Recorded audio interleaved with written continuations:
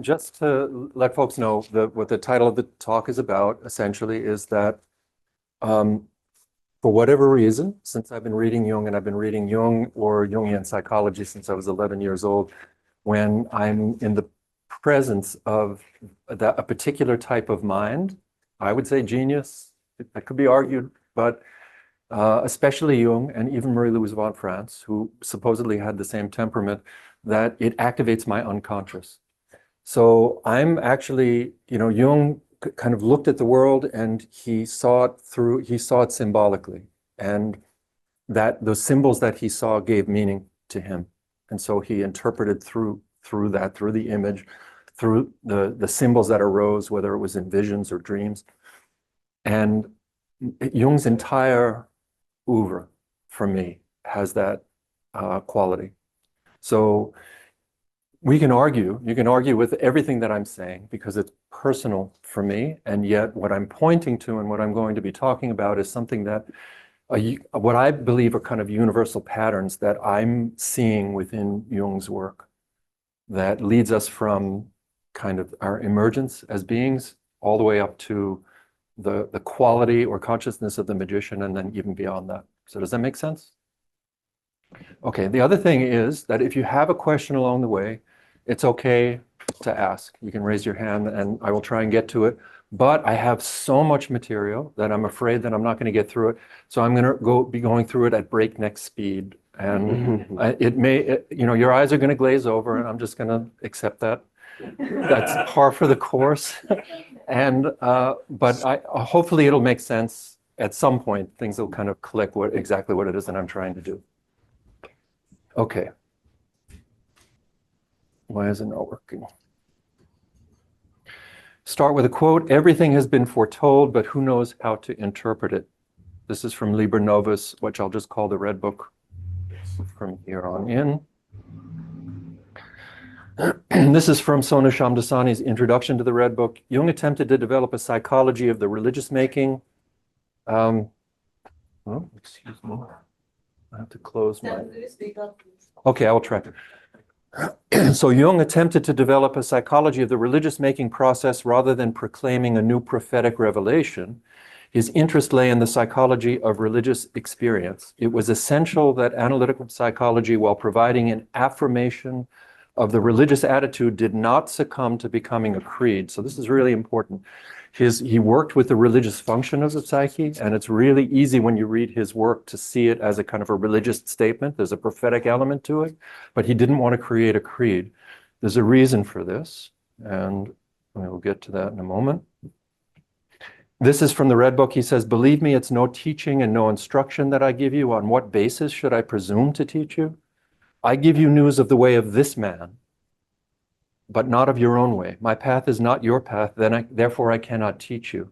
And I would say the same for me, even though I'm giving a talk on this and I'm going to try to make sense and maybe even convince you to a certain degree that each of us is on our own path. And whatever it is that we're looking at any given moment in our lives, because our life is the path, I'll get to this in a moment, we have to make sense of, right? So it's not necessary that you agree with me.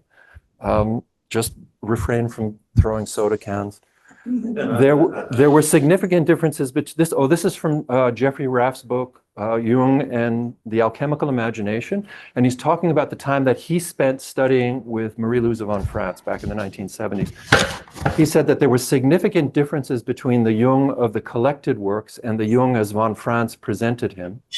Von Franz spoke of a Jung who was a spiritual teacher, who knew full well that the inner work was of paramount importance. He was concerned far more with experience than with theory.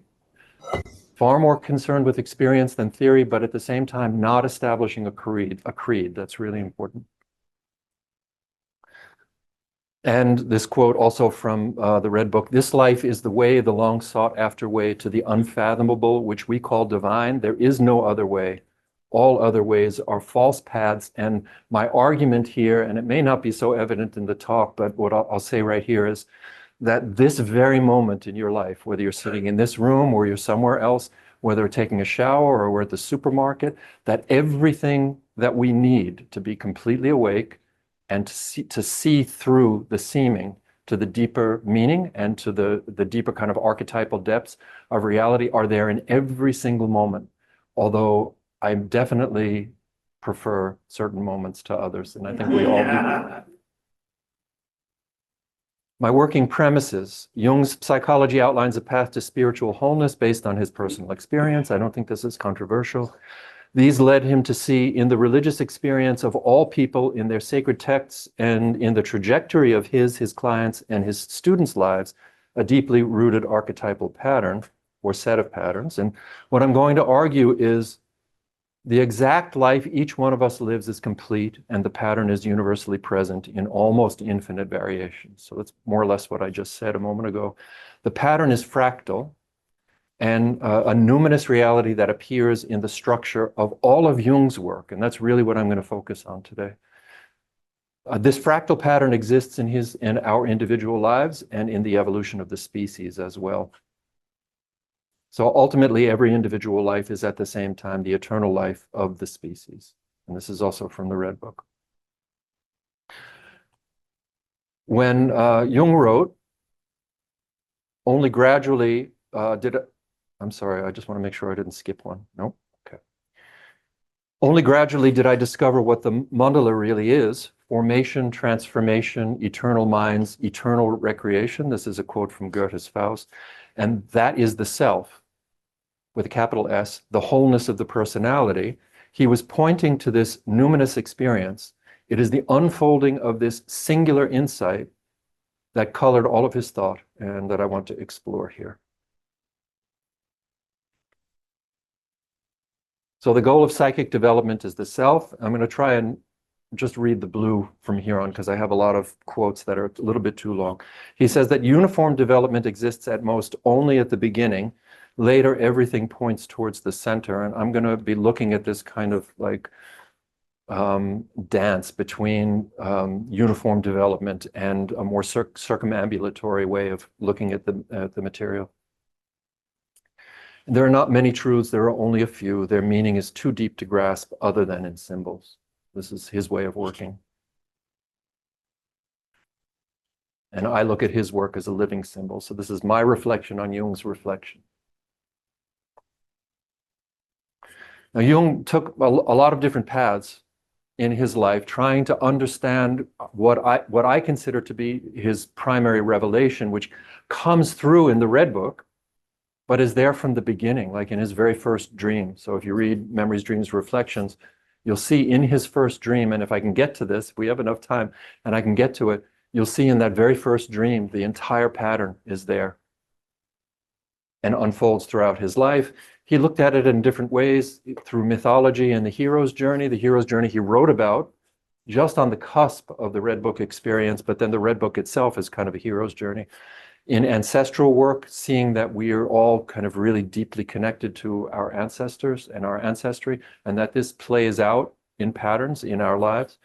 Psychological, the passage from ego to shadow to syzygy, which is anima or animus, to monofigure to self. Alchemical, in Gerhard Dorn's threefold alchemical transformation, and then the Rosarium Philosophorum, in the alchemical operations themselves, from either from calcinatio to conjunctio or from the negredo to the rubedo. And then in the Platonic years, the movement from the Aeon of Pisces to the Aeon of Aquarius. I'm making assumptions here that people have at least a basic understanding of Jung, but if you have a question, you can certainly ask. What is the pattern that I'm seeing? Well, the pattern exists in many different traditions. And Jung drew from these traditions at various points in his career to kind of explicate things that he was thinking. Christian Hermetic, the Jewish Kabbalah, the Gnostic, you can see in each of these a movement from the transcendent down into the immanent, into matter, and then a return movement back in the other direction.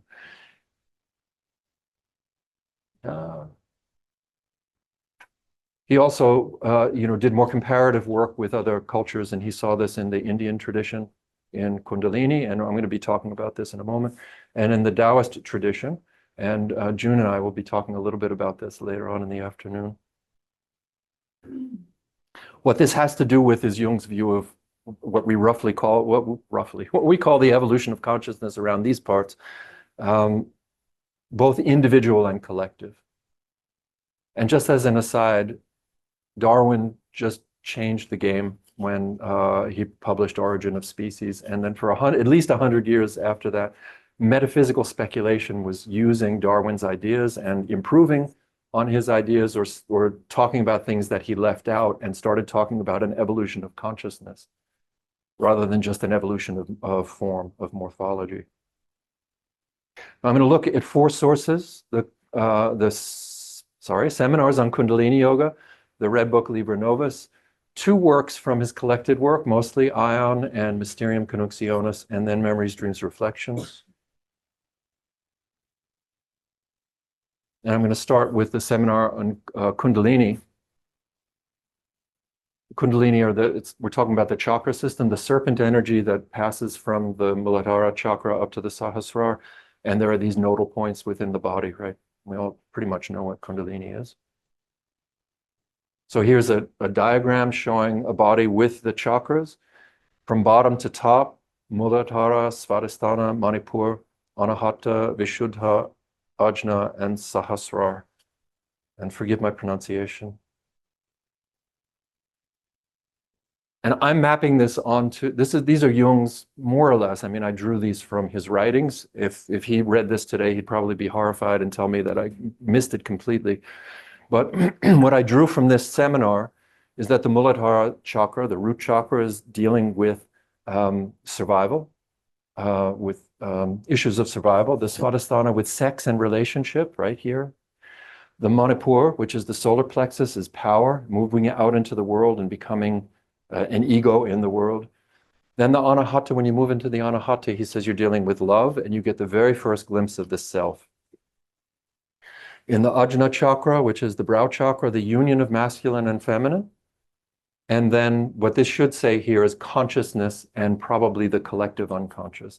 And Jung equated the two, and he said that this is one of the reasons that he stopped studying other cultures at a certain point in his career. I mean, not really, he still studied them, but his work became much more focused on European alchemy, because he said, for instance, with in India, in the Indian tradition, the goal is consciousness or superconsciousness, and in what he called Western psychology, by which he meant his psychology, the goal is the unconscious, especially the collective unconscious. But then in other places, he says that these are one and the same thing. But I once had a student who wrote a paper on how Jung was incorrect about consciousness, because he was in an Indian tradition, in a Siddhanta yoga or something like that. I can't remember the tradition, but his teacher told him that Jung misunderstood the word consciousness. And I think that we just need to understand that Jung is using the word in a very specific way, and he was writing before the explosion of yoga on the scene in the West. And we just have to accept his terminology and try to understand it on its own ground. So remember, he said uniform development exists at most only at the beginning. Later, everything points towards the center. The uniform development here happens within the first 3 chakras, where it's really a movement out into the world. From you're born, you have to survive, and then you develop your relationships with people, whether they're sexual relationships or relationships in enmity, or also just friendships. And then you move into the professional and start projecting your power out into the world. This is a very linear development that all of us go through. He likened this to the sun's movement, right? Across the sky, zoop, it goes up. And when it hits the zenith and oversteps its zenith, it begins to come back towards Earth. That's why I put this labyrinth with the circle around it. And your life becomes much more circumambulatory, or it should, according to Jung. There are people that hold on to their egos very, very, very, very tightly and continue to live egoic lives into these later stages. And Jung said that this is inappropriate.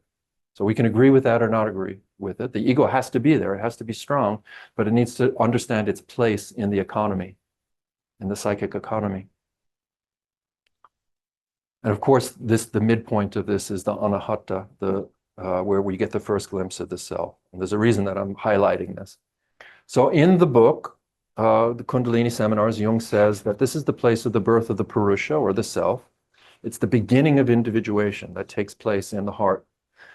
If you succeed in remembering yourself, if you succeed in making a difference between yourself and that outburst of passion, that he's talking about this earlier, which is, it's a kind of an unconscious way of dealing with desire. He says, if you succeed in making a difference between that yourself and that outburst of passion, then you discover the self. You begin to individuate. So in Anahata, individuation begins. It's becoming that thing which is not the ego. And that is very strange. Therefore, nobody understands what the self is, because the self is just that thing which you are not, which is not the ego. And I just put a little quote here from later in Liber Novus. This is from Philemon, the figure of the magician that he meets in Liber Novus. Magic happens to be precisely everything that eludes comprehension.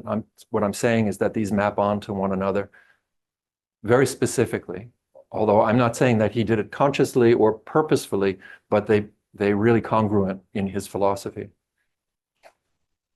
Well, my contention here is that the entirety of the Red Book is Jung's confrontation with the unconscious takes place within the Anahata chakra.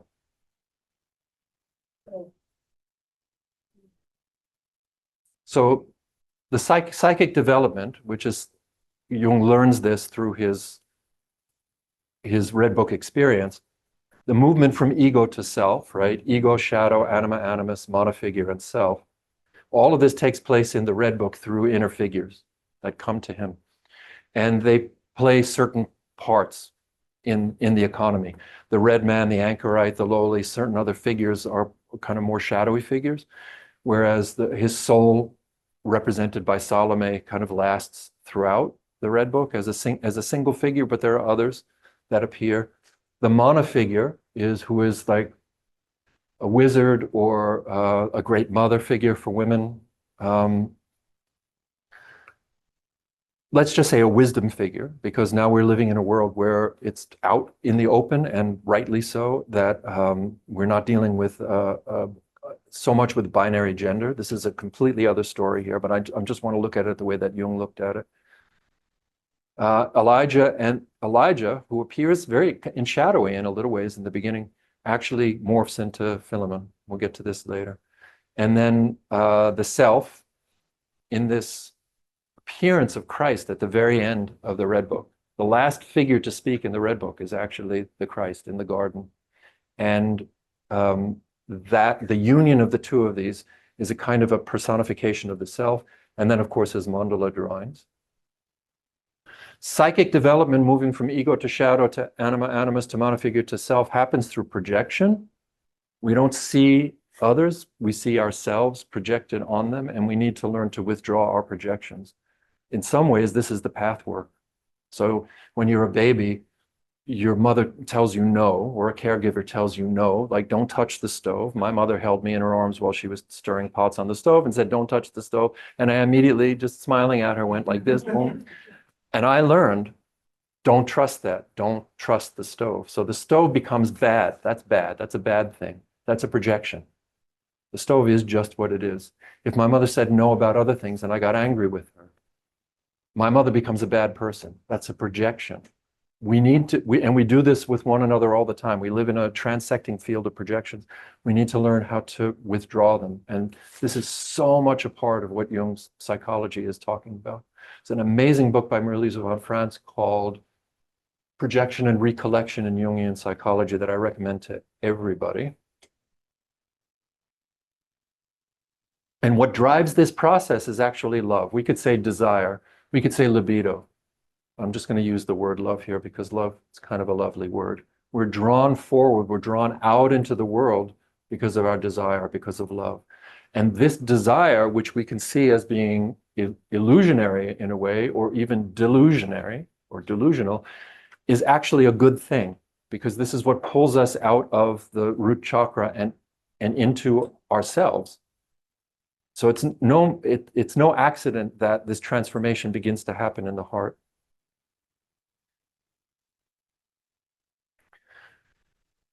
So I just want to point this out. This is the drop cap, the very first letter of the very first word on the very first page of the manuscript of Liber Primus, the first book of the Red Book. And the entirety of the Red Book of this, what I'm talking about here, is in this image. So we're going to take a look at it piece by piece. First, up at the top, many of you already know this, but there is an ecliptic up here, right?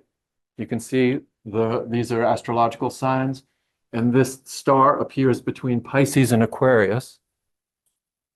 And I think that in the next session, Sean Kelly is going to be talking specifically about this, about the Aion.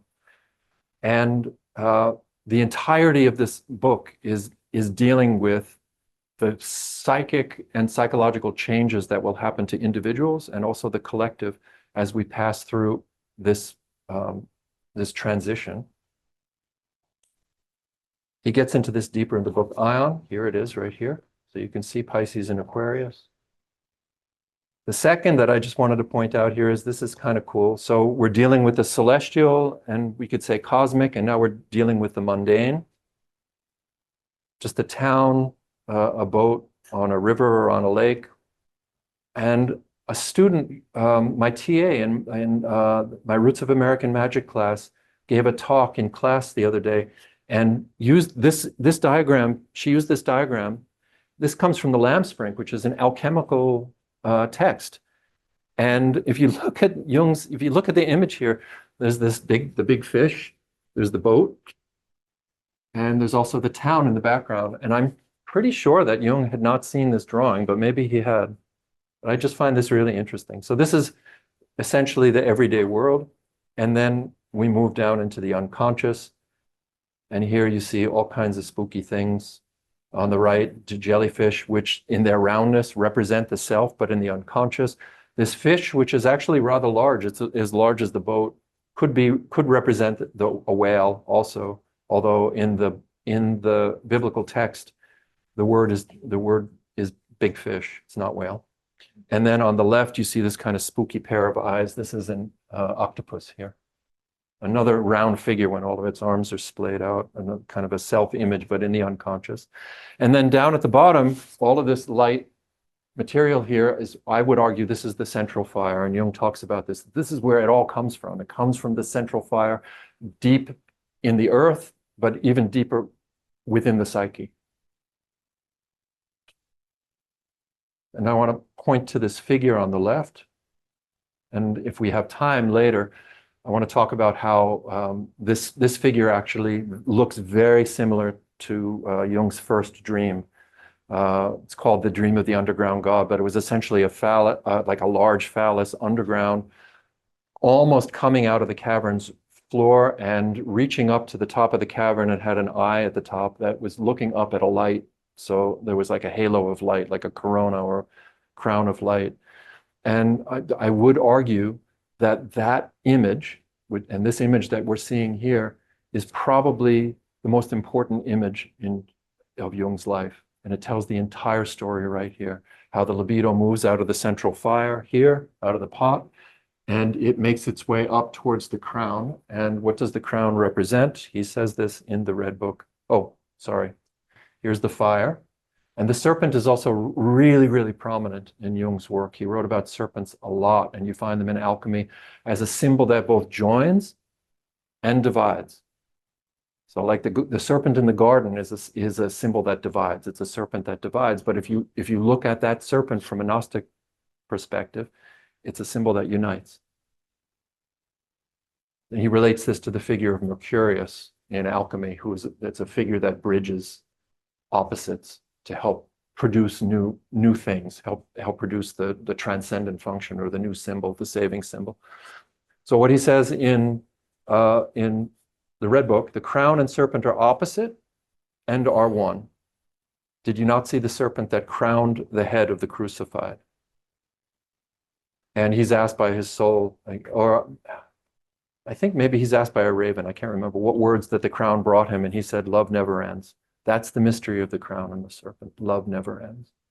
And this is one of the two really important insights for me from reading this book and from working with Jung. Love is absolutely essential, but it's ultimately a mystery that he says that he doesn't understand. And this is from MDR, where he says, being apart, man cannot grasp the whole. He is at its mercy. He may assent to it or rebel against it, but he's always caught up by it and enclosed within it. He's dependent upon it and is sustained by it. Love is his light and his darkness, whose end he cannot see. Love ceases not, whether he speaks with tongues of angels or with scientific exactitude, traces the life of the cell down to its uttermost source. Right? So love ceases not. Right? This is actually from, I forget what book it is. It could be Corinthians. I think it's probably from Corinthians, 1 Corinthians, and that's the message that he received from the crown. Right? Okay, so now we're turning to his collected works. And they're collected in 20 volumes that go from his earliest work, The Psychology and Pathology of the So-Called Occult Phenomena, that's his dissertation, all the way up to symbolic life and miscellaneous writings. But I'm going to just look at a specific group of these, which are much more organized by time, by his biography. And I'm adding number 16, going up to Mysterium, but I'm adding number 16 because in the practice of psychotherapy, that's where you find the Psychology of the Transference, which is his work on the Rosarium Philosophorum, which I'm not going to have time to talk about today. And I'm splitting these into two, that divided by the Red Book. So he had written up to Symbols of Transformation. Symbols of Transformation really presages, in a way, and intuits, especially in that last chapter on the incest motif, what's going to happen to him as he's moving into the future. And then the Red Book happens, boom, ground zero for all of his later work, and then he moves into the rest of his collected works. 15 is, I'm not fitting it in right there because it's a collection of essays that don't fit into the schema. But I'll bring it back in a few minutes. So right here, I'm arguing that the early part of his life, this is linear development, right? He's turning himself into the great psychologist, basically. And he becomes one of the most, probably the second most prominent psychologist in Europe during his time. He's married the wealthiest woman in Zurich, who was probably the wealthiest woman in Europe anyway. I mean, I don't know at the time, but she was in Switzerland, and Switzerland, that's a lot of money. And he establishes himself as Freud's protege or colleague, and he is heading psychoanalytic organizations, and he's got a huge clientele. He's got everything that he wants. He tells you this at the beginning of the Red Book, and yet he feels empty. The sun overpasses its zenith. This is his midlife crisis, right? And he's the person that actually developed this idea of the midlife crisis. And then the Red Book happens. After the Red Book, his work is much more circumambulatory. People complain because he has a way of writing that he says is with a double bottom.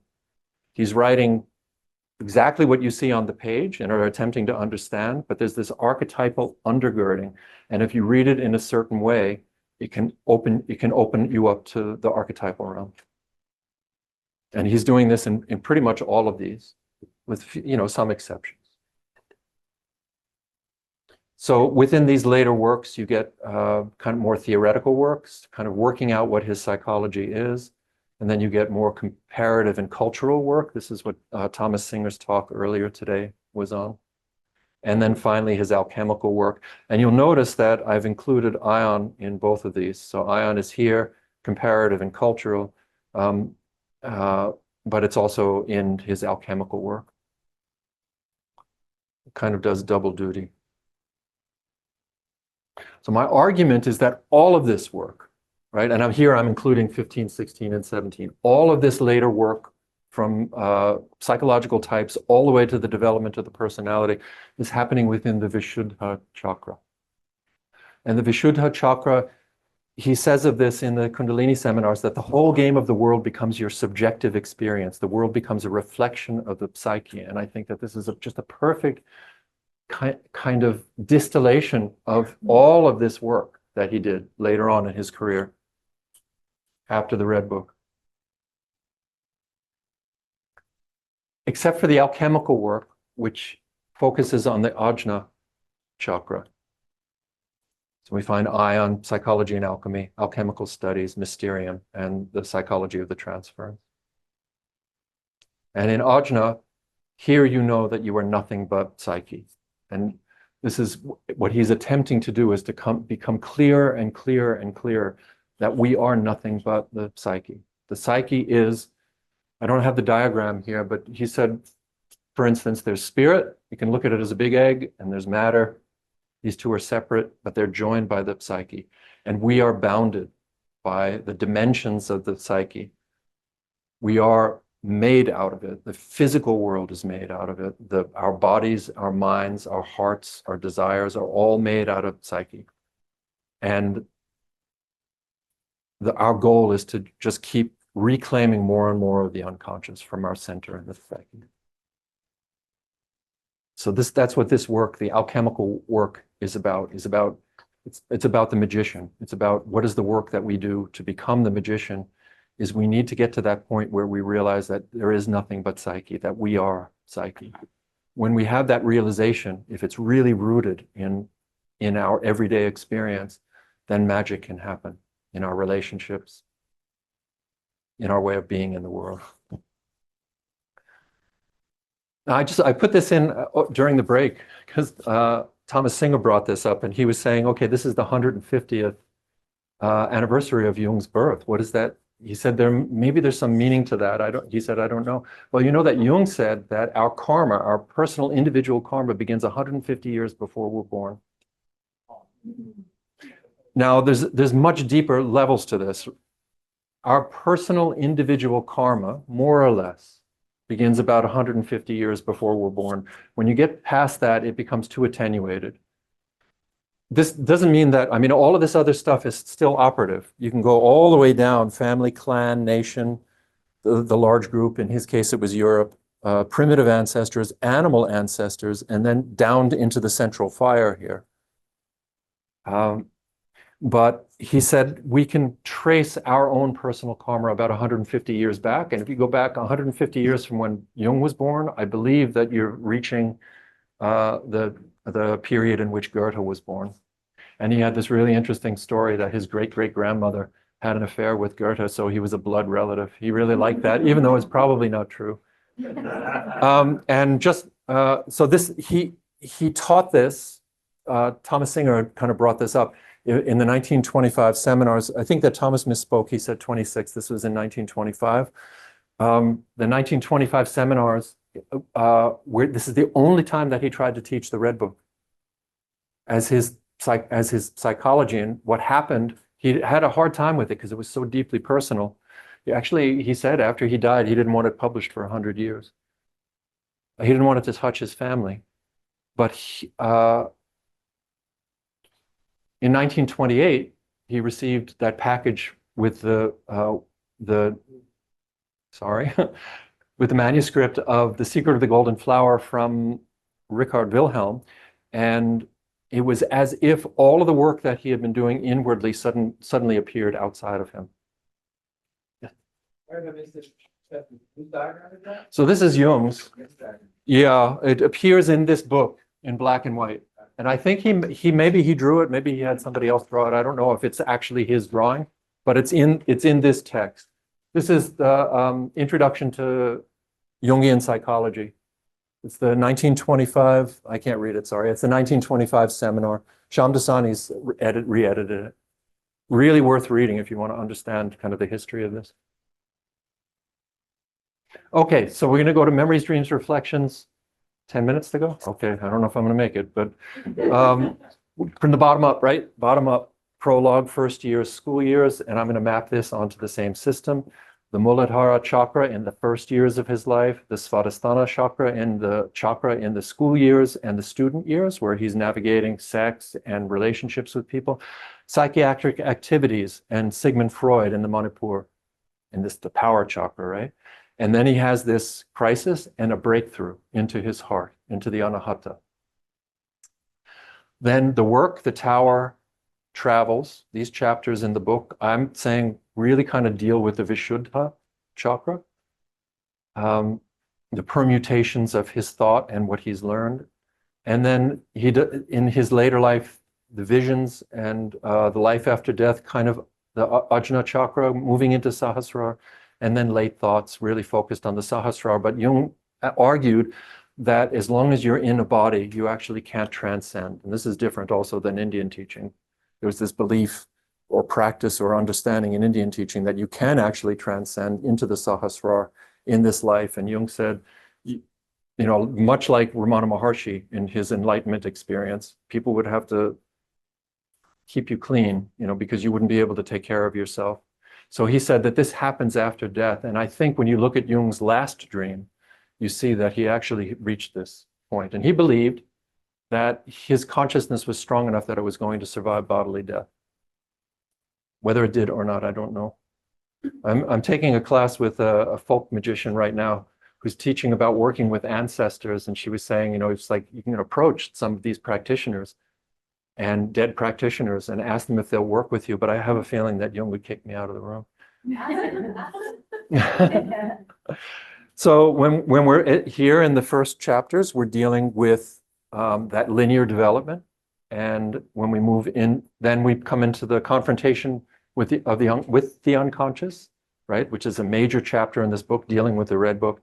And then we move into the later work where it's much more circumambulatory, especially like late thoughts. The work, the Tower and Travels in the Vishuddha, and then Ajna and Sahasrara. So moving to the Ajna chakra specifically, I'm looking at Aion and Mysterium Coniunctionis. Aion actually moves from the ego to the self. So you find the same pattern here. And there's linear development in the first few chapters, and then he comes to the self, and now you're in the circumambulatory work. And this is an extremely difficult book to read because it's deeply involved with Christian theology. And if you don't know your Bible and you don't know your theology, you get lost in it really, really easily. I do, because I don't know this material very well. But I've read it like 5 times. I still don't understand it. It's really profound. But I'm much more interested in the way in which it's looking at the development, the movement from Pisces to Aquarius. And here's a diagram that's these 4 quaternities are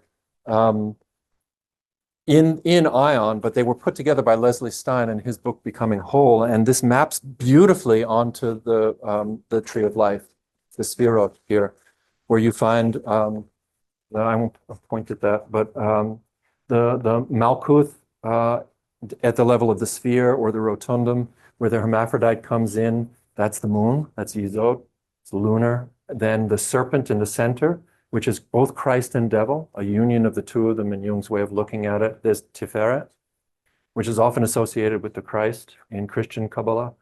Then the lower atom at Da'at and the higher atom at Keter. And here's a larger image of it. And I just want to point you to this axis here, right?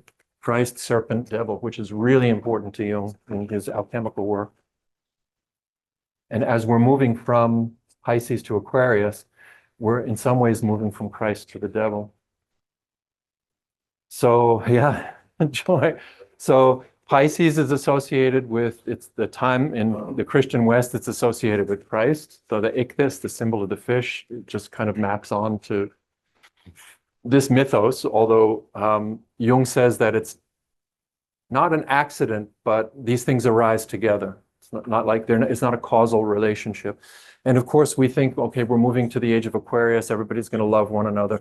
We all carry the water of spirit upon our own shoulders, right? And we take responsibilities for ourselves, but things could go awry. That Pisces is the eon of the warring brothers, this constant contention. And Jung is saying if we can join, if we can form the conjunctio, we can then move to the next stage with a certain degree of wholeness and equanimity. But there's always the danger that the ego is too involved. It does not, when it oversteps the zenith and begins to come back, moving into the next age, that it still wants to maintain control. And I think we see this everywhere in the world right now with demagogues and tyrants. And authoritarian figures everywhere that can mimic this. They can be seen as kind of an Aquarian individual because in a way they're completely and utterly who they are. And they're kind of Uranian. One of the planets that's rules Aquarius, right, is Uranus, as I understand it. So they can be seen as sources of liberation. And I think that Thomas was talking about this morning, but they can do tremendous damage because it's not wholeness. This is from Yeats, who reflected on this many years ago, and what rough beast its hour come round at last slouches towards Bethlehem to be born. And I would just argue, I don't know, I was thinking about this the other day, anybody who's seen The Dark Crystal, here you have the Skeksis and the mystics, right? The mystics are lovely. I mean, who wouldn't want to spend time with the mystics, and yet they're kind of ineffective. They're just kind of interested in what's happening in their pots and their alembics. And then the Skeksis are really effective out in the world, but all they do is damage because it's about power. And really, the beings that they came from were united at one point and then split, and they need to reunite. And that's really the goal in the age of Aquarius. We need to reunite these warring halves, which means that we have to understand that not only we, but even God is a complexio oppositorum, both light and dark, what we would consider to be good and evil. And if we don't understand that, we're going to constantly be saying, we're the good ones, they're the evil ones. Unless we're kind of edgy, then we may say, yeah, they're the good ones. Who wants to have anything to do with them? I'm bad. I just put this in this morning because, I don't know, popped into my head. So in Mysterium Coniunctionis, we're looking at the components of the connunctio, where he says these factors which come together in the connunctio are conceived as opposites, either confronting one another in enmity or attracting one another in love. To begin with, they form a dualism. And then you move through the paradox, understanding the paradox, then the personification of the opposites, Rex and Regina, the king and the queen. Then the more paradigmatic pair in the West, Adam and Eve. So God, when God actually manifests existence, it splits, right, into light and dark, but then eventually into man and woman. And then the conjunction. And if we look at this, in the other direction, this is the movement from a situation where we're in the opposites and what he would call the mill of opposites, and we're working towards the conjunction. This is the work of the magician, working towards that conjunction. The last 100 pages of this book are a masterpiece. They're still not easy to read, but if you don't read the rest of the book, I would read this. And this is the chapter is called The Conjunction. And he's taking a deep look at the alchemist Gerhard Dorn, who was a student of Paracelsus, at this threefold transformation that takes place between these four stages, from the unio naturalis, the natural one, to the one mentality, to the one man. Vir means man, but the one human being, and then finally to the one world, the unus mundus.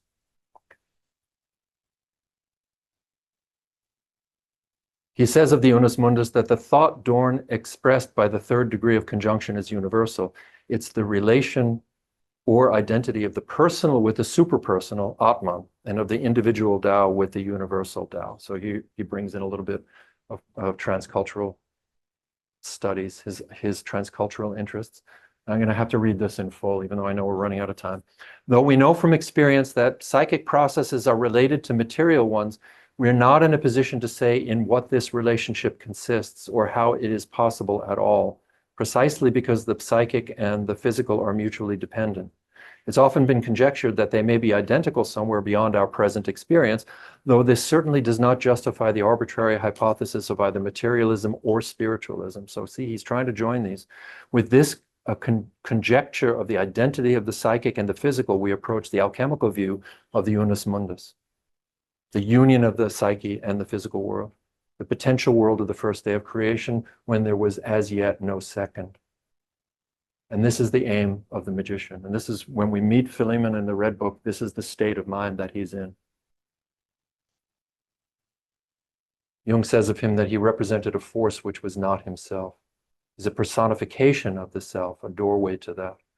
Interestingly, there are further conjunctios, which I'm not going to go into deeply here, but when you start reading out, once he meets Philemon and Philemon starts telling you who he is and what his experiences are, everything begins to break into these opposites again. And there is just a never-ending proliferation of opposites. And Jung says that as we move out into the unconscious, this is continual. So we hit the magician, but there's something beyond the magician. We say the self right now, but as we move out of the area of the Aion of Aquarius, we're going to move into the Aion of Capricorn.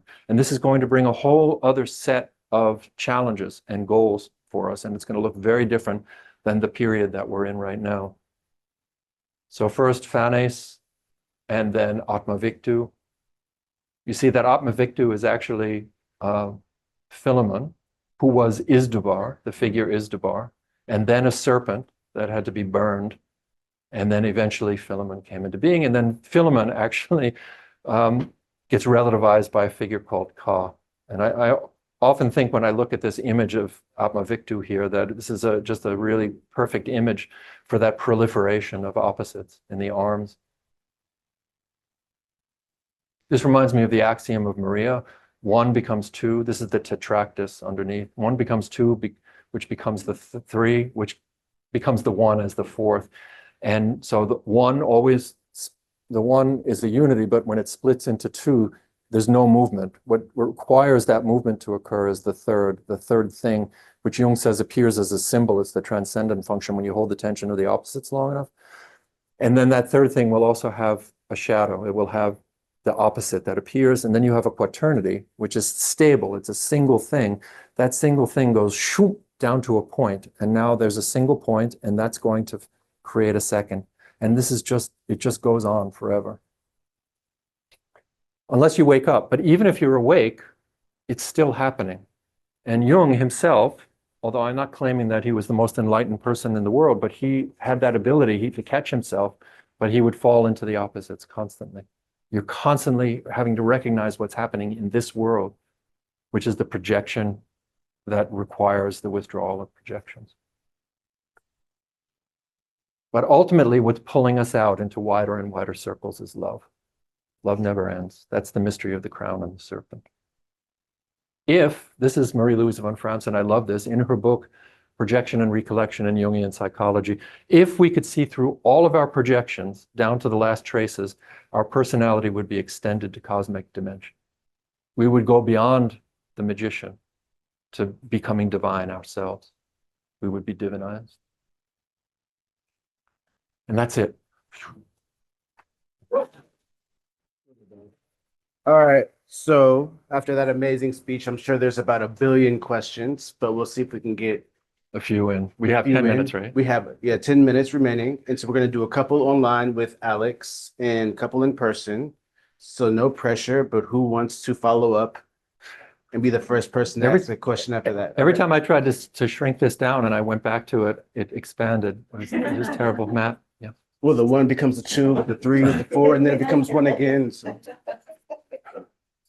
I was listening. So I'm going to walk up to the people so the people on the Zoom can hear through the mic. Oh, got it. Yeah, that was fantastic. Really a wonderful tour through the Red Book and Jung's work. I was particularly struck when you were giving us, Jung's sense that everything is psyche, and that in some sense, spirit and matter are just the extreme ends of psyche, or the polarity in which psyche is constituted. And Jung has these two hats that he wears, Jung 1 and Jung 2, and Jung, I forget which is which. I think Jung 1 would say, I'm just a physician. I'm just describing my patient's experience, and himself as well, his own experience. And so there's that psychic reality that he's always trying to say, hey, I'm not talking about the metaphysical, but the Red Book is obviously, that's Jung too. And so how do you reconcile Jung trying to be more didactic and explain as a psychologist what he's doing versus Jung as a seer, where he's making that claim that everything is psyche, and it seems like he means it metaphysically. Yeah, that's a good question. I think what I would say is that Jung saw his psychology as psychology with in quotation marks. I think he really believed that he saw something really clearly that other people weren't seeing. And I just saw a quote this morning that I didn't collect, and I can't remember which book it's in. Eventually, one of these days, I'll stumble on it again, where he was explaining exactly this. And he was explaining a metaphysical concept and saying, so you can see that this isn't metaphysical. It's like, okay, if everything is psyche, how are you going to prove that scientifically? And he had ways of kind of leaning into that through working with people like Wolfgang Pauli and trying to find a way.